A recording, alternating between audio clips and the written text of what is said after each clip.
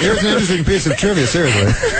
Forget about all that stuff. But listen to this thing. That brandy was originally going to be... Oh, you're trying to get us off topic. It was originally going to be called Mandy, but they had to change it. Looking Glass had to change it to Brandy because Barry Manilow already had a song named Mandy. Ah. But I'll tell you an even more interesting piece of trivia. Yeah. The song Mandy, you're not even going to believe this. You know who it was written about? Mandy Patinkin. Yeah. Oh, you knew it. Really? No. Really? Oh, no, that's just one of those gay urban cowboy tales, right? She knew it, right? I know. She was making a joke, really? That's the only Mandy I know other than Moore. Was it really written from Mandy Patinkin? Yeah. So you wrote that about a dude? Well, it's the only Mandy she knows is a dude. All right. Well, that's a decent point. But also, remember, Elton John is into dudes. So it makes complete sense. Did he write Mandy? Yeah. It was going to be, Mandy, you're like a candle in the wind, but he didn't die. I see. Wait a minute. I thought Mandy was Barry Manilow. I thought so, too. Oh, yeah. Who dies that?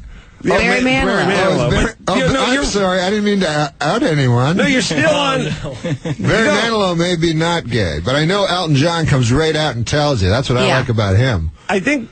Well, actually, Barry tells you in his actions and his. I saw Elton John's show at the Mirage. And this was the red piano. Yeah, you saw it? No, but I saw the poster. Was it good? That guy, now that he's out of the closet, I guess it's like suppressing it for so long, then he's out of the closet like crazy, you know?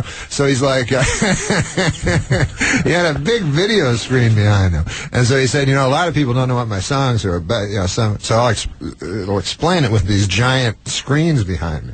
So he goes, Daniel. He starts with Daniel, and that song Daniel, my brother, always kind of confused me. Yeah, me too. One of my favorite Elton John songs. But I never understood the He's point. Blind. Yeah, did he go to war? He's on a plane. It's very confusing. He goes, a lot of people always ask me what Daniel's about. He goes, I hope this explains it. Daniel Stern starts playing it, right? And then all of a sudden, like on all the screens, guys in Speedos diving into. Everyone was a super hot dude. I don't know if they're super hot, but to him, they were super hot. You know they're hot. Right. So but that guy sounds hot. Yeah. But every song that you think has all this underlying... It's just about a hot guy? It's just about a hot dude what's his name? It just turned into like a honcho magazine, right? Yeah. Or Hondo. He's like, what's your name? Daniel? Yeah, I'll write you a song. You're hot, or whatever the hell it is. John Wayne movie? All right. Mandy Patinkin was kind of hot in his day. Mandy Patinkin, yeah. Well, why do you mention... Mandy, Barry Manilow. So not much clarity as far as the song goes, but a lot of dudes in Speedos. Yeah. But the song was still remained as mysterious to me as when I first entered the concert. But at the end of the concert, crazy things happen. Like, all of a sudden, out of the blue, like these things like expand, blow up, like that are plastic on the stage. You didn't know what they were. Right. Turned out there were two giant peaches and a huge banana. That represented like subtle, dirty. Really? Yeah. Can I say this?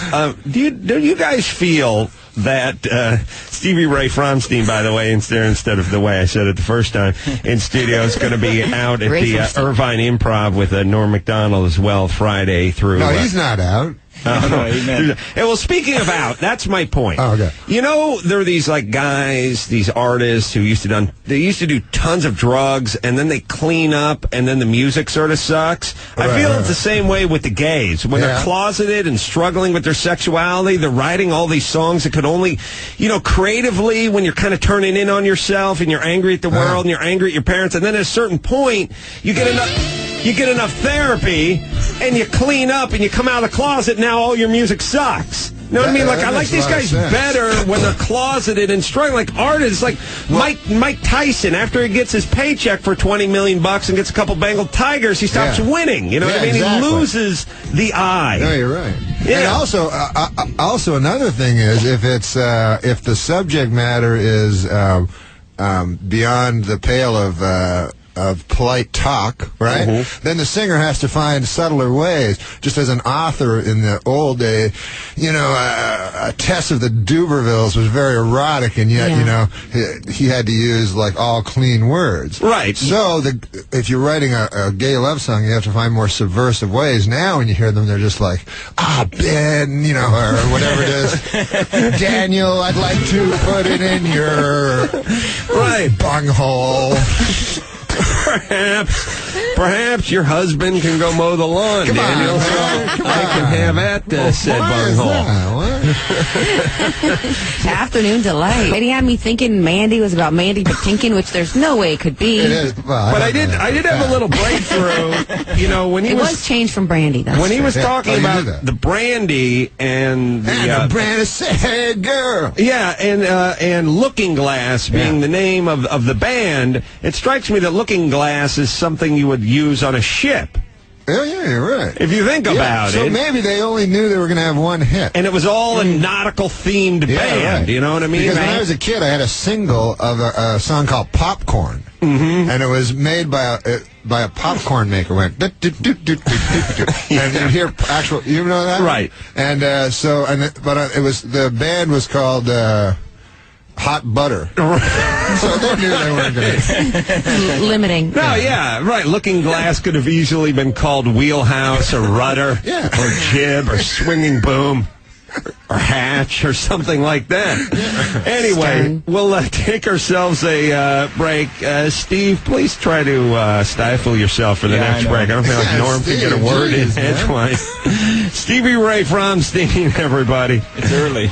We'll take ourselves a quick break. Norm Macdonald as well. We'll be back. John is in the dude. Back with more revelations from Stevie's Norm. like, Stevie reminds me of Mork from Ork. Yeah? He's just so crazy. Dynamo. No, I know it. Robin Williams, sorry. Right, yeah. We'll take ourselves a quick break.